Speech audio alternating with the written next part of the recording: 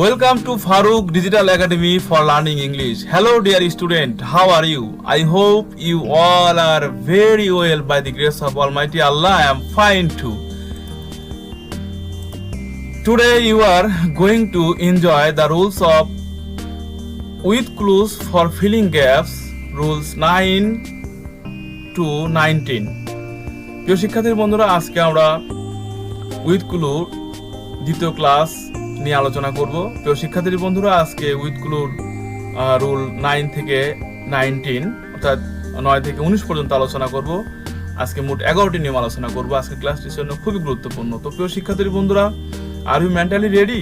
Then let start the class. Where, who, come, when, which. প্রিয় শিক্ষার্থী বন্ধুরা, দেখো একটি ছকের মধ্যে এই শব্দগুলো দেওয়া রয়েছে। এই শব্দগুলো বেশিরভাগই রিলেটিভ প্রোনাউনের কাজ করে। তো প্রিয় শিক্ষার্থী বন্ধুরা, এই রিলেটিভ প্রোনাউনের নিয়মটা কিন্তু খুবই গুরুত্বপূর্ণ, তোমাদের পরীক্ষা আসে, তাই খুব মনোযোগ সহকারে তোমরা দেখবে এটা। শিক্ষার্থী বন্ধুরা দেখো, আমি প্রথমেই রুলটি আলোচনা করছি। Rule 9, subject plus verb plus object. এরপর দেখো রিলেটিভ প্রোনাউন ডব্লিউএস ওয়ার্ড দ্যাট। তার মানে রিলেটিভ প্রোনাউনগুলো হবে ডব্লিউএস ওয়ার্ড। ডব্লিউএস ওয়ার্ড কোনগুলো? হু, হুইচ, হোয়াট, হোয়েন, হাউ ইত্যাদি। তো এরপরে দ্যাটও এখানে রিলেটিভ প্রোনাউন হিসেবে কাজ করতে পারে। তো প্রিয় শিক্ষার্থী বন্ধুরা দেখো, রিলেটিভ প্রোনাউনের নিচে আন্ডারলাইন করা আছে, তার মানে কি এটা একটা নিয়ম। এবং ভার্বের পরে ভার্বের নিচে একটা দাগ দেওয়া রয়েছে, আন্ডারলাইন করা হয়েছে, তার মানে কি এটা একটা নিয়ম। তো প্রিয় শিক্ষার্থী বন্ধুরা, তাহলে আমরা এখানে দুইটা নিয়ম শিখবো আজকে। তবে সবচেয়ে গুরুত্বপূর্ণ হচ্ছে রিলেটিভ প্রোনাউন, এটি বেশি পরীক্ষা থাকে, তবে ভার্বটাও পরীক্ষায় থাকে। তো প্রিয় শিক্ষার্থী বন্ধুরা দেখো, দিস ইজ দ্য ম্যান। একটু খেয়াল করো, এখানে সাবজেক্ট হচ্ছে দিস, ওকে, এটা হচ্ছে সাবজেক্ট। এরপর দেখো ভার্ব ইজটা হচ্ছে ভার্ব। তারপরে দেখো অবজেক্ট রয়েছে দ্য ম্যান। তো প্রিয় শিক্ষার্থী বন্ধুরা, তাহলে এখানে আমরা বুঝতে পারতেছি যে এখানে ম্যান হচ্ছে একটা ব্যক্তিবাচক শব্দ। তাহলে ব্যক্তি বোঝালে আমরা এখানে কি আনবো, সেটা কিন্তু নিয়মের বিষয়। তো ব্যক্তি বোঝালে আমরা একটা রিলেটিভ প্রোনাউন নিয়ে আসবো এখানে। তো এই সেই রিলেটিভ প্রোনাউন কি ব্যক্তি বোঝালে আমরা সাধারণত ব্যক্তির পরিবর্তে হু নিয়ে আসবো। তো শিক্ষার্থী বন্ধুরা, তাহলে আমরা দেখবো যে এখানে হু কোনটা। দেখো এই ছকের মধ্যে এটা হু রয়েছে, তাহলে ব্যক্তি ক্ষেত্রে আমরা হু বসাবো। তাহলে এখানে হু দিলে কিন্তু উত্তর হয়ে যাবে। দেখো হু দিলেই উত্তরটা হয়ে গেল। This is the man who came here yesterday. শিক্ষার্থী বন্ধুরা, এখানে দেখো হু দিলাম কেন? কারণ ব্যক্তির পরিবর্তে হু বসানো হয়। তো শিক্ষার্থী বন্ধুরা, তাহলে উত্তরটা কিন্তু হয়ে গেল। দেখো এখানে অবজেক্টটা ছিল হচ্ছে কি দি ম্যান, এবং তার পরিবর্তে আমরা কি দিলাম? হু দিলাম। আর এই হু এর অ্যান্টিসিডেন্টটা হলো দি ম্যান। তো প্রিয় শিক্ষার্থী বন্ধুরা, তাহলে এই রিলেটিভ প্রোনাউনের পূর্বে যদি কোনো অ্যান্টিসিডেন্ট ব্যক্তিবাচক হয়, সেক্ষেত্রে আমরা এখানে রিলেটিভ প্রোনাউনটা দেবো কি? হু দেব। এবং আমাদের তালিকা থেকে আমরা দেখে দেখে যে কোন জায়গায় হু রয়েছে সেটা এখান থেকে নিয়ে বসায় দেবো, তাহলে উত্তরটা হয়ে যাবে। সেমভাবে দেখো শিক্ষার্থী বন্ধুরা, এখানে রয়েছে প্লেস, স্থান। তো স্থান বোঝালে স্থানের ইংলিশ কি? হোয়ার। স্থান দ্বারা হোয়ারকে বোঝানো হয়, হোয়ার বা ওয়ার, দুই রকম উচ্চারণ আছে। তো শিক্ষার্থী বন্ধুরা, তাহলে এখানে স্থান বোঝালে আমরা হোয়ার ব্যবহার করব। তাহলে এখানে দেখো রয়েছে হোয়ার, এখানে রয়েছে, তাহলে হোয়ারটা এখানে দিলে কিন্তু উত্তর হয়ে যাবে। তাহলে this is the place where he came here yesterday. এই হচ্ছে সেই জায়গা যেখানে সে গতকাল এসেছিল। এরপরে দেখো টাইম। যদি টাইম থাকে সময় বোঝায়, বা এরকম টাইম না থেকে যদি কোনো সময় দেওয়া হয় 9 PM বা 10 PM বা 6 AM, এভাবে কোনো সময় দেওয়া হয়, সেক্ষেত্রেও কিন্তু সেই সময়টাও কিন্তু সময়। তো আমি জাস্ট এখানে টাইম দিয়ে বুঝাইছি তোমাদেরকে। তাহলে এই সময় থাকলে এখানে আমাদেরকে হোয়েন ব্যবহার করতে হবে। দেখো শখের মধ্যে থেকে তখন আমাদেরকে হোয়েন এখানে বসিয়ে দিতে হবে, তাহলে উত্তরটা হয়ে যাবে। খুবই সহজ ব্যাপার, বুঝলে আর না বুঝলে কিন্তু অনেক কঠিন। তাহলে রিলেটিভ প্রোনাউন এভাবে এগুলো থাকলে যখনই দেখবো যে আমরা এরকম আগে একটা ক্লোজ রয়েছে, পরে এরকম একটা রয়েছে, এবং আগে সময় বোঝাচ্ছে, তখন আমরা এখানে হোয়েন দিয়ে দেবো। সেমভাবে স্থান বোঝালে হোয়ার, ব্যক্তি বোঝালে আমরা হু দিয়ে দেবো, এরকম ক্ষেত্রে। তো শিক্ষার্থীর বন্ধু, এরপর দেখো দিস ইজ দ্য বুক। এখানে বস্তু বোঝানো হয়েছে, এবং দেখো আগে একটি বাক্য রয়েছে, ক্লোজ রয়েছে, এবং পরে একটি ক্লোজ রয়েছে। এরকম ক্ষেত্রে কিন্তু আমরা কি করবো? এখানে একটা কনজাংশন রিলেটিভ প্রোনাউন দিয়ে দেবো। তো সেই রিলেটিভ প্রোনাউনটা এখানে কি? বস্তু বোঝালে আমরা কি দেবো? হুইজ বা দ্যাট দেবো, তবে এখানে কিন্তু হুইজই বেটার হবে। তাহলে আমরা এখানে কি করব, হুইজ দিয়ে দেবো। ওকে, এরপরে দেখো this is the man who. শিক্ষার্থীর বন্ধুরা একটু খেয়াল করে, এখানে একটা ভার্বের ব্যবহার আসছে, রিলেটিভ প্রোনাউনটা এখানে দেওয়া আছে, দেখো হুটা দেওয়া আছে, তার রিলেটিভ প্রোনাউনের পরে কি আসবে, ভার্ব আসবে। দেখো এখানে একটা সাবজেক্ট থাকতে পারে, নাও পারে, ব্র্যাকেটে দেওয়া হয়েছে, তবে রিলেটিভ প্রোনাউনের পরে যদি তোমার অন্য গ্যাপ থাকে তাহলে সেক্ষেত্রে আমরা কি দেবো, আমরা সরাসরি এখানে কি ভার্ব দিতে পারি। তাহলে রিলেটিভ প্রোনাউনের পর সরাসরি আমরা ভার্ব ব্যবহার করতে পারি। তাহলে এখন দেখো এখানে রিলেটিভ প্রোনাউন কি রয়েছে, হু রয়েছে। ওকে, তাহলে এই হুয়ের পরে আমরা কি দেবো, একটা ভার্ব দেবো। তাহলে আমাদেরকে এখানে ভার্ব বাছতে হবে। দেখো এখানে ভার্ব, একটি ভার্ব রয়েছে কাম, তো এখানে কামটা নিয়ে আসতে হবে। তবে এখানে যেহেতু অতীতকালের ঘটনা ইয়েস্টারডে বলা হয়েছে, তাহলে কামটা এখানে এসে তার ফর্ম চেঞ্জ হয়ে কেম হয়ে যাবে, পাস্ট টেন্স হয়ে যাবে। কেন? কারণ এটা পাস্টের ইউজ। শিক্ষার্থী বন্ধুরা, তাহলে কামটা কেম হয়ে গেল। তোমাদের অবশ্যই মনে রাখতে হবে যে মাঝে মাঝে রূপ চেঞ্জ করে দিতে হয় প্রয়োজনের তাগিদে। তোমাদের প্রশ্নে লেখাই থাকে যে you may change the form of the word if you need. যদি তোমার প্রয়োজন হয় তাহলে তুমি শব্দের পরিবর্তন ঘটাতে পারো, রূপান্তর ঘটাতে পারো, ফর্মের রূপান্তর ঘটাতে পারো। তো শিক্ষার্থীর বন্ধুরা, আশা করি তোমরা নিশ্চয়ই এই 9 নম্বর নিয়মটি তোমরা বুঝতে পেরেছো। এরপর দেখো একটি নিয়ম তুলে ধরা হয়েছে, রোল নাম্বার 10, 2 প্লাস ভার্বের প্রেজেন্ট ফর্ম। হ্যাঁ শিক্ষার্থী বন্ধুরা, প্রিপোজিশন নিয়ে ঝামেলা, যে টু নিয়ে যে ঝামেলা, টু এর কিছু নিয়ম আছে, সেই টুটাকে আমরা আজকে সলভ করবো। এখানে তোমরা দেখো, তো এখানে দেখো শব্দ দেওয়া রয়েছে ক্রিকেট, এটা নাউন এবং মেকটা ভার্ব। তাহলে এখানে দেখো টুর পরে মূল ভার্বের প্রেজেন্ট ফর্ম হবে সব সময়, এটা মনে রাখতে হবে। তাহলে উদাহরণ দেখো, আই অ্যাম গোয়িং টু, তাহলে এখানে একটা ভার্ব দিতে হবে। তো শিক্ষার্থীর মধ্যে ইতিমধ্যে কিন্তু আমরা বুঝতে পারলাম যে ক্রিকেটটা কিন্তু একটা নাউন আর মেকটা হচ্ছে একটা ভার্ব। তাহলে নিশ্চিতভাবে এই মেকটা এখানে চলে আসবে এবং এটা প্রেজেন্ট ফর্মই থাকবে, নিয়ম বলতেছে সেটা প্রেজেন্ট ফর্ম থাকবে। তাহলে দেখো কি হয়ে গেল, মেকই থাকলো। কেন? কারণ নিয়ম বলতেছে যে প্রেজেন্ট, টু এর পরে মূল ভার্বের প্রেজেন্ট ফর্ম হবে। সেজন্য আমরা এই টুটার পরে কি করলাম, এই টুটার পরে আমরা মূল ভার্বের প্রেজেন্ট ফর্ম দিয়ে দিলাম, উত্তর হয়ে গেল I am going to make a house. আমি একটি বাড়ি তৈরি করতে যাচ্ছি। তো প্রিয় শিক্ষার্থী বন্ধু, নিশ্চয়ই 10 নম্বর নিয়মটা তোমরা বুঝতে পারছো। এরপর দেখো 11 নম্বর নিয়মে কিছু শখের মধ্যে শব্দ দেওয়া আছে। এনভায়রনমেন্ট, এটা একটা নাউন, গেটটা হচ্ছে ভার্ব, গোটা হচ্ছে ভার্ব। তো রুল নাম্বার 11তে কি দেওয়া রয়েছে, দেখো টু এর পরে মূল ভার্বের প্রেজেন্ট ফর্ম হয়। শিক্ষার্থী বন্ধু, এটা কিন্তু টু এর সঙ্গে 10 নম্বর নিয়মের সঙ্গে সঙ্গতিপূর্ণ, সেজন্য আমি তোমাদের তুলনা করে এটা শেখানোর চেষ্টা করছি যাতে মনে থাকে। কিন্তু এই যে দেখো টু আছে, কিন্তু এই টুটা যদি একা একা না থেকে কোনো শব্দ গুচ্ছ হয়, দেখো with a view to, looking forward to, looking forward to. এরপরে দেখো বিভার তো তোমরা জানো, অ্যামিজ আর ওয়াজ ওয়ার। এরপরে প্লাস ইউজ টু যদি থাকে, সেক্ষেত্রে কি হবে, ভার্বের সঙ্গে আইএনজি হবে। দেখো এখানে ছিল হচ্ছে টু এর পরে মূল ভার্বের প্রেজেন্ট ফর্ম, কিন্তু এখানে দেখো প্রত্যেকটা শেষে কি আছে, টু আছে, প্রত্যেকটা শেষেই কি আছে, টু আছে। তা সত্ত্বেও এখানে ভার্বের প্রেজেন্ট ফর্ম না হয় কি হচ্ছে, আইএনজি হচ্ছে। এটাই কিন্তু 10 নম্বর নিয়মের সঙ্গে 11 নম্বর নিয়মের পার্থক্য। যদি এই ফ্রেজগুলো থাকে সেক্ষেত্রে কিন্তু এই টু এর পরে ভার্বের সাথে আইএনজি হবে, এটা তোমাদের মাথায় রাখতে হবে। দেখো I am going to with a view to, দেখো এখানে টুটা আছে, টুটা কিন্তু একা একা নেই, টুটা কি একা একা নেই এখানে। তাহলে এই পুরাটুক কিন্তু একটা ফ্রেজ এবং এর মানে হচ্ছে উদ্দেশ্যে বা জন্যে। তাহলে I am going to Dhaka, আমি ঢাকা যাচ্ছি, উইথ এ ভিউ টু, একটা উদ্দেশ্য, সে উদ্দেশ্য কি, এ গুড জব, একটা ভালো চাকরি, কিসের জন্য, পাওয়ার জন্য। তাহলে পাওয়ার ইংরেজি কি, গেট। তো শিক্ষার্থী বন্ধুরা, তাহলে এখানে গেটটাকে কিন্তু নিয়ে আসতে হবে। আমরা দেখতে পাচ্ছি যে I am going to Dhaka with a view to, মানে আমি ঢাকা যাচ্ছি একটা উদ্দেশ্যে, কি উদ্দেশ্য, উইথ এ গুড জব, একটা ভালো চাকরি পাওয়ার জন্য বা পাওয়ার উদ্দেশ্য। সেক্ষেত্রে পাওয়ার ইংরেজি কি, গেট। তাহলে আমি কিন্তু এখানে একটা ভার্ব নিয়ে আসবো, আর এখানে আরেকটা ভার্ব হচ্ছে গো, সে গোটা এখানে দিলে কিন্তু মিলে না, কারণ একটা ভালো চাকরি যাওয়ার উদ্দেশ্যে, তাহলে কিন্তু হবে না, পাওয়ার উদ্দেশ্যে, সেই জন্য এখানে গেট আনতে হবে। তাহলে এখানে গেট দিলে কি হবে, দেখো গেট দিলে এর সঙ্গে আমাকে ডাবল টি দিতে হবে, মানে কি টি এখানে ডাবল করতে হবে, তারপর আইএনজি দিতে হবে। তাহলে আইএনজি হয়ে গেল, দেখো ভার্বের সঙ্গে কি হয়ে গেল, আইএনজি হয়ে গেল। ওকে, গেটিং। তাহলে এখানে টু থাকা সত্ত্বেও এখানে ভার্বের সঙ্গে কি হচ্ছে, আইএনজি, কারণ এই টু শুধু একা নেই, এর সঙ্গে আরো অনেক কিছু আছে। কিন্তু 10 নম্বর নিয়মে কিন্তু টু শুধু একা ছিল, এখানে এটা ফ্রেজ না আলাদা। দেখো এখানে টু আলাদা আর এটা একটা ভার্ব। ওকে, তাহলে শিক্ষার্থী বন্ধুরা, তোমরা নিশ্চয়ই বুঝতে পারছো যে 10 নম্বর নিয়মের সঙ্গে 11 নম্বর নিয়মের কি পার্থক্য। তো এইখানে একটু খেয়াল করে দেখো শিক্ষার্থী বন্ধুরা, I am use to their, যদি শুধু ইউজ টু থাকে তাহলে কিন্তু শিক্ষার্থী বন্ধুরা এটা একটা মডাল ভার্ব, এরপরে মূল ভার্বের প্রেজেন্ট ফর্ম হবে। কিন্তু যখনই এই ইউজ টুর পরে একটা বি ভার্ব আসবে, দেখো এই যে বি ভার্ব যখন আসবে, যে be verb plus use to যখন আসবে, তখন কিন্তু ভার্বের সঙ্গে কি হবে, আইএনজি হয়ে যাবে। এটা কিন্তু মনে রাখতে হবে। তাহলে এখানে যে ভার্বটা হবে সেই ভার্বটা কিন্তু আইএনজি হবে। তাহলে এখানে ভার্বটা হচ্ছে গো। তাহলে যদি আমরা এখানে গোটাকে নিয়ে আসি, তাহলে কি হবে, ভার্বের সঙ্গে আইএনজি হয়ে যাবে। Okay, I am use to going there, আমি সেখানে যেতাম, এরকম অর্থ আসবে। ইউজ টু সাধারণত অভ্যাস বোঝায়।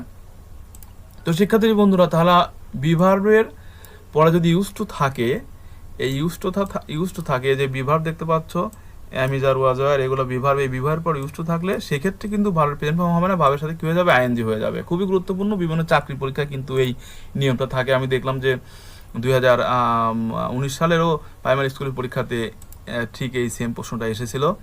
এই অ্যাম ইউজ টু এরপরে একটা ভার্ব ছিল, সেখানে ভার্বের সঙ্গে আইএনজি হয়েছিল, অনেকেই ভুল করেছিল। তো শিক্ষার্থী বন্ধুরা, তোমরা অবশ্যই এই ব্যাপারে সাবধান থাকবে। আমরা চলে আসলাম রোল 12-এ।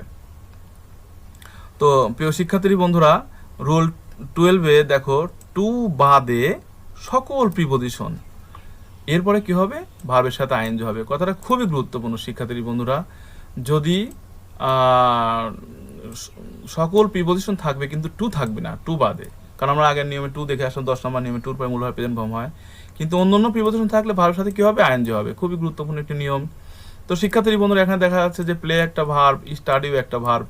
তাহলে দেখা যাক এখানে আমরা কোন ভার্বটাকে নিয়ে আসবো। দেখো বাই রয়েছে, এটা একটা প্রিপোজিশন শিক্ষার্থী বন্ধুরা। তাহলে এরপরে যে ভার্বটা দেবো সেই ভার্বটা কি, আইএনজি হবে, ভার্বের সাথে কি হবে, আইএনজি হবে। তাহলে এখন দুইটা ভার্ব রয়েছে, বাই ড্যাশ বুক, বই পড়ে।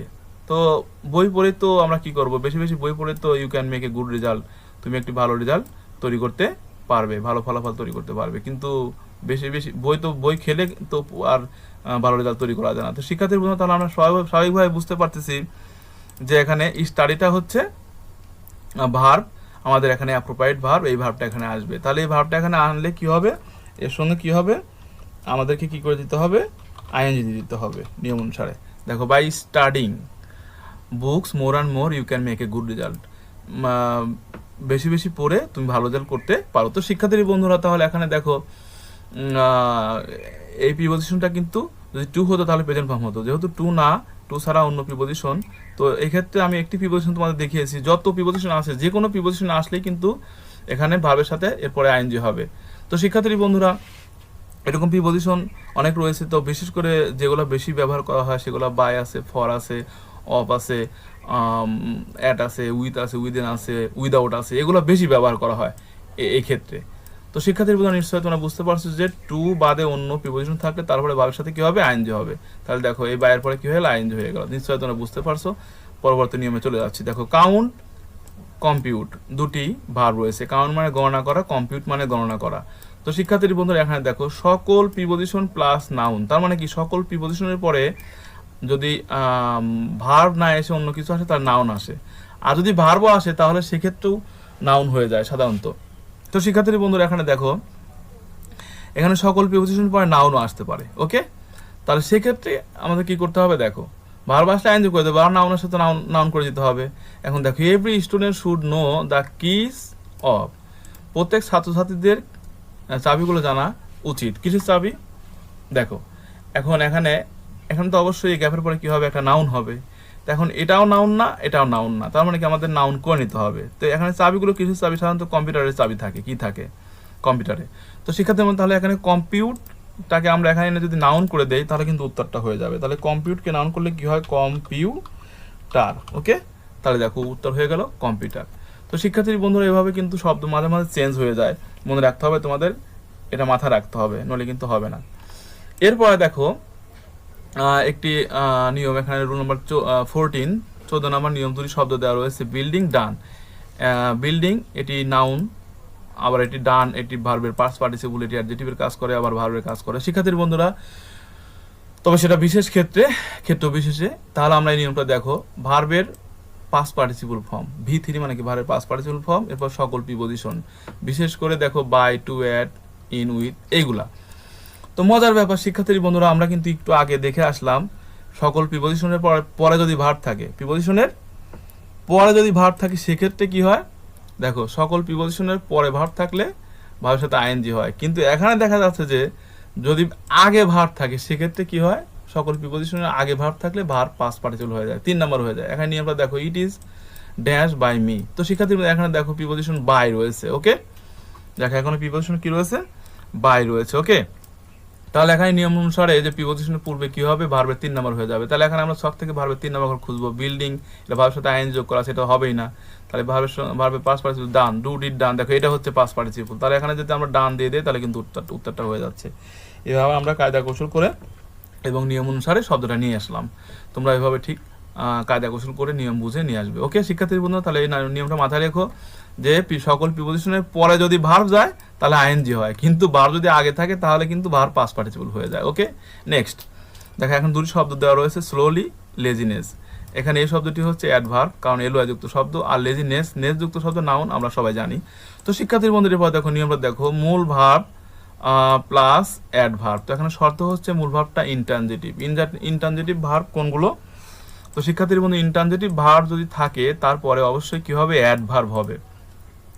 তো এই ইনট্রানজিটিভ ভার্বগুলো কেমন?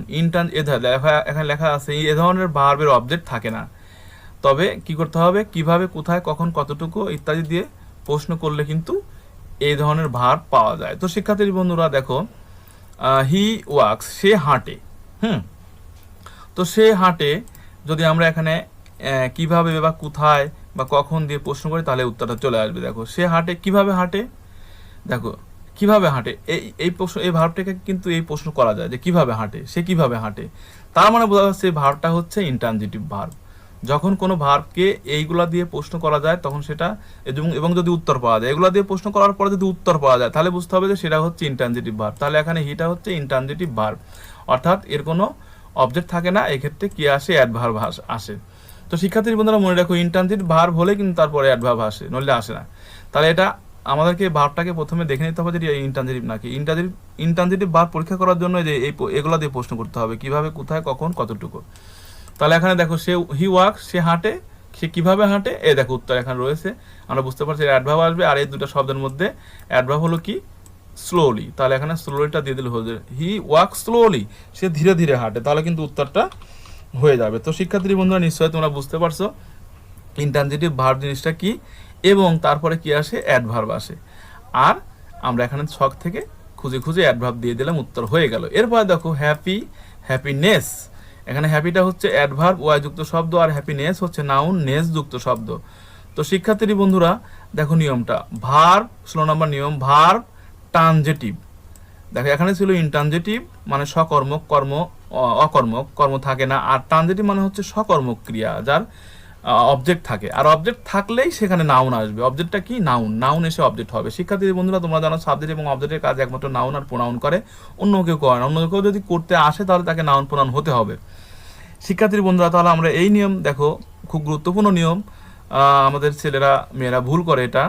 তো এই ধরনের ভার্ব এ অবজেক্ট থাকে। ওকে, এবং কি বা কাকে দিয়ে প্রশ্ন করলে, ভার্বকে প্রশ্ন করলে উত্তর পাওয়া যায়। দেখো আই নিড, আমার প্রয়োজন, কি প্রয়োজন, আমার সুখ প্রয়োজন, আমার টাকা প্রয়োজন, আমার জামা প্রয়োজন, অনেক কিছু প্রয়োজন আমার।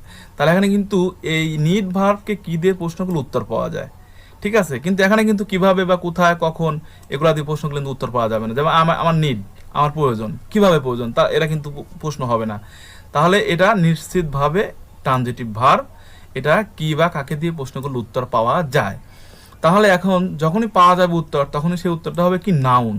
তাহলে আমাদেরকে শখ থেকে কি করতে হবে, নাউন খুঁজে বের করতে হবে। তো প্রিয় শিক্ষার্থী বন্ধুরা, যেহেতু নিড একটি ট্রানজিটিভ ভার্ব আমরা বুঝতে পারলাম, আর এরপরে একটা নাউন আসবে। দেখো ট্রানজিটিভ ভার্ব থাকলে তারপরে কি আসে, নাউন আসে। তাহলে এই শখের মধ্যে নাউনটা হচ্ছে হ্যাপিনেস। তার মানে কি, এখানে আমাকে হ্যাপিনেস দিলে উত্তরটা হয়ে যাচ্ছে। এভাবে কিন্তু আমরা শখ থেকে সুন্দর করে শব্দ বের করে নিয়ে আসতে পারি। তো শিক্ষার্থী বন্ধুরা এইভাবে কিন্তু শব্দ চুজ করে করে আমরা উইথগুলো গ্যাপ পূরণ করতে পারি। তাহলে I need happiness of mind, আমার মনের সুখ প্রয়োজন, আমার কি প্রয়োজন, আমার মনের সুখ প্রয়োজন। তাহলে এখানে হ্যাপিনেসটা নাউন। তো শিক্ষার্থী বন্ধুরা আশা করি নিশ্চয়ই তোমরা নিয়মটা বুঝতে পেরেছো। এরপরে দেখো ডেঞ্জারাস, তারপরে বিউটিফুল, ডিউটি। এখানে দেখো ডেঞ্জারাস হচ্ছে একটা অ্যাডজেক্টিভ, বিউটিফুলটা অ্যাডজেক্টিভ, ডিউটিটা হচ্ছে নাউন, টিওয়াই যুক্ত শব্দ। তো শিক্ষার্থী বন্ধুরা এখানে নিয়মটা খুব গুরুত্বপূর্ণ, 17 নম্বর নিয়ম। দেখে বি ভার্ব, লিঙ্কিং ভার্ব। তো এই ভার্বগুলো পরে কি হয় অ্যাডজেক্টিভ বসে। তো শিক্ষার্থী বন্ধুরা বি ভার্ব আর লিঙ্কিং ভার্ব তোমরা চিনবে কিভাবে? এ ধরনের ভার্ব সাবজেক্ট এর কোয়ালিটি বা দোষগুণ প্রকাশ করে।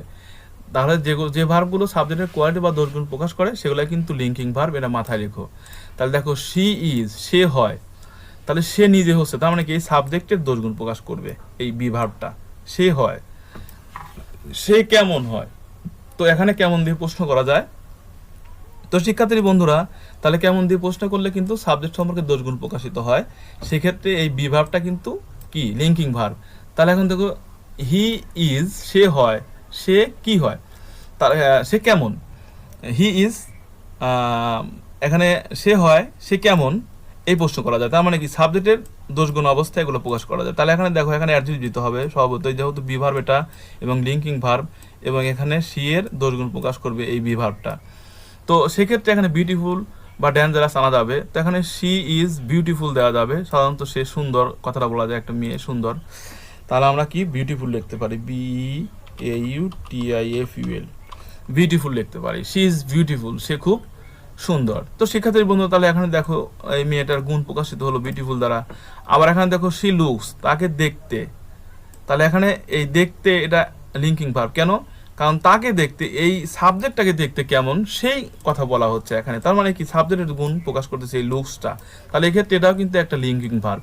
তাহলে এখানে অ্যাডজেক্টিভ আসবে, সেক্ষেত্রে অ্যাডজেক্টিভ একটা দেখো বিউটিফুল আমি দিয়ে দিলাম, তাহলে তাকে দেখতে কেমন, ডেঞ্জারাস, বিপজ্জনক, আমরা এই কথাটা এখানে লিখতে পারি। আর ডিউটি তো আসবেই না, তাহলে ডিউটিটা হচ্ছে তোমার কি, এটা একটা নাউন, তাহলে যেহেতু অ্যাডভার্ব সরি লিঙ্কিং ভার্বের পর আমাকে অ্যাডজেক্টিভ আনতে হবে, তাহলে আমরা এখানে কি লিখতে পারি, ডেঞ্জারাস লিখতে পারি, যে শি লুকস ডেঞ্জারাস, তাকে খুব ভয়ঙ্কর দেখা যাচ্ছে। অনেক সময় মেয়ে মানুষ যখন রেগে যায় তাকে ভয়ঙ্কর লাগে, তাহলে দেখো ডেঞ্জারাস, ওকে, তাহলে শি লুকস ডেঞ্জারাস। এরপর দেখো শিক্ষার্থী বন্ধুরা মেরিটোরিয়াস ম্যানেজমেন্ট, দুটি শব্দ দেওয়া রয়েছে। এটি মেরিটোরিয়াস ও ইউএস যুক্ত শব্দ, এটা হচ্ছে না অ্যাডজেক্টিভ, এবং মেনটা হচ্ছে কি নাউন। দেখো ও ইউএস যুক্ত শব্দ সাধারণত নাউন, অ্যাডজেক্টিভ হয় আমরা জানি, অ্যাডজেক্টিভের চিহ্ন উপায় থেকে আমরা শিখছি। এ দেখো ও ইউএস যুক্ত শব্দ কি হয়, অ্যাডজেক্টিভ হয়। তো শিক্ষার্থী বন্ধুরা তাহলে এটা অ্যাডজেক্টিভ, আর মেন যুক্ত শব্দটা হচ্ছে নাউন, আমরা অনেকবার দেখছি এটা, এবং এটা আর দেখানোর প্রয়োজন নেই, তাহলে এটা নাউন। এখন দেখো অ্যাডভার্ব প্লাস অ্যাডজেক্টিভ, তার মানে কি অ্যাডভার্বের পরে কিন্তু অ্যাডজেক্টিভ আসে, ওকে। এখন এই অ্যাডভার্বগুলো কোন অ্যাডভার্ব, বিশেষ করে যে এইগুলা বেশি থাকে তোমাদের বইতে, ভেরি, সো, এক্সট্রিমলি, সিরিয়াস, এগুলা সবচেয়ে বেশি থাকে। তো এই ধরনের শব্দ অ্যাডভার্ব এবং এদের পরে অ্যাডজেক্টিভ বসে। এখন দেখো হি ইজ ভেরি, তো প্রিয় শিক্ষার্থী বন্ধুরা হি ইজ ভেরি এটি একটি অ্যাডজেক্টিভ, সরি এটি একটি অ্যাডভার্ব, ভেরিটা হচ্ছে একটি অ্যাডভার্ব, তাহলে এরপরে নিশ্চিত কি আসবে, অ্যাডভার্বের পরে অ্যাডজেক্টিভ আসবে। তাহলে আমরা এই তালিকা থেকে একটা অ্যাডজেক্টিভকে খুঁজে বের করে নিয়ে এসে দিলে কিন্তু উত্তর হয়ে যাবে। তাহলে এখানে দুইটা শব্দ রয়েছে, দুইটা শব্দের মধ্যে কিন্তু মেরিটোরিয়াস হচ্ছে একটি অ্যাডজেক্টিভ, তাহলে আমরা এটাকে দিয়ে দিলে কিন্তু উত্তর হয়ে যাবে মেরিটোরিয়াস।